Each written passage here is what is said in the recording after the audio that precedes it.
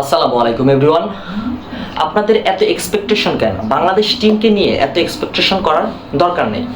বাংলাদেশ টিমের এখন বেহাল অবস্থা যাচ্ছে, সেটা যাবেই। একটা যুগের যখন পরিসমাপ্তি হয় তখন একটা ক্রিকেট টিমের বেহাল অবস্থায় যায়, এটা স্বাভাবিক। এটা বিগত দিনেও অন্যান্য টিমের ক্ষেত্রে দেখা গেছে, সেটা হোক জিম্বাবুয়ে এক সময় খুবই ভালো টিম ছিল। তারা ক্রিকেট বিশ্বে পরাশক্তি হিসাবে পরিচিতি ছিল তাদের। তারপর দেখেন শ্রীলঙ্কা টিমটার যখন মাহেলা জয়বর্ধনে সাঙ্গাকারা তাদের অবসর নিয়েছে, তাদের বা দিলশান তারা যখন অবসর নিয়েছে, তখন ওই টিমটার পুরো বাজে অবস্থা। এখনও শ্রীলঙ্কা টিম তেমন একটা আহামরি পারফরমেন্স করতে পারে না, বিলো অ্যাভারেজ টিম হয়ে গেছে। তো বাংলাদেশের ক্ষেত্রেও ঠিক তেমনই, যখন পঞ্চপাণ্ডবের অবসর হয়ে গেছে, একমাত্র মুশফিকুর রহিম বর্তমানে আছেন, তারও অবস্থা বেহাল। তার পারফরমেন্স কী বিচারে তাকে দলে রাখে সেটা এখন বোধগম্য নয়। কিন্তু মূল বিষয় হচ্ছে পঞ্চপাণ্ডবের যখন বিদায় ঘণ্টা বেজে গেছে, তখন আমাদের বাংলাদেশ টিমেরও বেহাল অবস্থা তখনই শুরু হয়ে গেছে। তো এটা রিয়েলিটি আপনার মেনে নিতেই হবে। সেটা এখন মানেন, আর 10 মিনিট পরে মানেন, আর 10 বছর পরে মানেন। তো আমাদের যে স্বর্ণ যুগ ছিল বা স্বর্ণ যুগের যে প্লেয়ারগুলো ছিল, তারা অবসরপ্রাপ্ত হয়েছে এবং বর্তমানে বাংলাদেশ টিমটা বিল্ড আপ হচ্ছে। এখন বিল্ড আপ প্রসেস কত বছর কত যুগ লাগবে সেইটা ক্রিকেট বিশ্লেষক বা ক্রিকেট কমিটি বা বিসিবি তারা নিজেরাও জানে না। ক্রিকেট এবং ক্রিকেট যারা খেলতেছে তারাও জানে না যে বাংলাদেশ টিম কোন জীবনে বা কোন যুগে যায়া ডেভেলপমেন্টের স্কিলটা একটু বাড়াতে পারবে। এটা সবাই জানে না। সেটা একটা প্রশ্ন থেকেই গেল বিসিবির কাছে, যে কি পদক্ষেপ নিচ্ছেন। তাদের পারফরমেন্স গ্রাফটা যে দিন দিন ডাউন হচ্ছে। তো এখন যে মেইন রিয়েলিটি হচ্ছে, বাংলাদেশ টিমের পঞ্চপাণ্ডবের বিদায় ঘণ্টা অলরেডি বেজে গেছে। খালি একমাত্র মুশফিকুর রহিম আছে, সেটাও 2-1 দিনে শার্টকাট হয়ে যাইব, ওটা বিষয় না। এখন রিয়েলিটি হচ্ছে, বাংলাদেশ টিমকে নিয়ে এত এক্সপেকটেশন করবেন না। কারণ বাংলাদেশ টিমের পরিচালক যারা বা টিম সিলেক্টর থাকেন, তাদের মাথায় যে কি পরিমাণে বুদ্ধি, তারা কি বিশ্লেষণ করে কি করে টিম সিলেকশন করে সেটা তারাই ভালো জানে। কারণ অনেক বিষয় দেখেন, এই যে নাজমুল হোসেন শান্ত তাকে টি-20তেও রাখা হয়। টি-20-র বর্তমানে তিনি ক্যাপ্টেনও।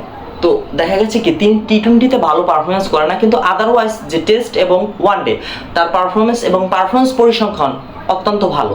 এখন তার হেটার্স অনেক থাকতেই পারে, তারা এই রিয়েলিটি এটা মানবে না, কিন্তু তার পরিসংখ্যান বিচারে তারা এটা বলতে বাধ্য যে নাজমুল হোসেন শান্তর পরিসংখ্যান খুবই ভালো টেস্ট এবং ওয়ানডেতে।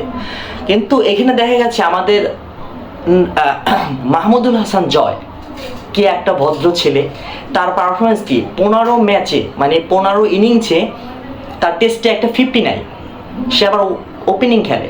তো বাংলাদেশ টিমের টেস্টের একজন ওপেনিং ব্যাটসম্যান যার কিনা 15 ইনিংসে কোনো 50 নাই, ওই ব্যাটসম্যান কিভাবে লাগাতার সুযোগ পায়? সেই ক্ষেত্রে দেখেন না, আপনাদের রিসেন্ট পারফরমেন্স করেছে এনামূলক বিজয় কিন্তু বিগত অনেক বছর যাবৎ ঘরোয়া ক্রিকেটে খুবই ভালো পারফরমেন্স করে আসতেছে, কিন্তু তাকে ওরকম প্রপার জায়গায় প্রপার সুযোগটা কখনোই দেওয়া হচ্ছে না।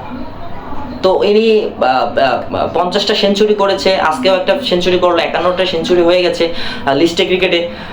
তো বিষয়টা হচ্ছে, আপনার টিম সিলেকশন কিভাবে হয়, কি প্রেক্ষিতে হয়, এখনো এটা বাঙালি টিমের যে দর্শক বা বিশ্লেষক বা এটা নিয়ে যারা সমালোচনা করে, তারা সঠিক বিশ্লেষণটা এখনো করতে পারতেছে না। কি রূপে ভিত্তি করে বাংলাদেশ টিমটা মানে সামনের দিকে এগোচ্ছে বা গ্রাফটা বৃদ্ধি পাচ্ছে, কিভাবে বৃদ্ধি পাবে। এই যে বর্তমান বাংলাদেশের টিম, সেইখানে দেখবেন আপনার যে টাইপের প্লেয়ার নেওয়া, তার থেকে আপনার তাওহিদ হৃদয়, নাইম শেখ, সৌম্য সরকার, এরাও যদি মানে এরকম প্রপার সুযোগ পায় টেস্টে, এরাও ভালো খেলবে, অবশ্যই ভালো খেলবে। তো সব দিক বিবেচনা করে বলাই যায় যে বাংলাদেশ টিমের মানে বেহাল অবস্থা যাচ্ছে এবং সেটা যাবেই। দিন শেষে এটা নিয়ে সমালোচনা করতে থাকবেন, করতেই হবে। সমালোচনা করতে করতে যখন একটা সময় যাইয়া আপনারা বেহুশ হয়ে যাইবেন, তখন বাংলাদেশ টিম শেষ হয়ে যাবে জিম্বাবুয়ের মতো। জিম্বাবুয়ে যে আহামরি ভালো খেলতেছে, আহামরি ভালো টিম হয়েছে তেমন না।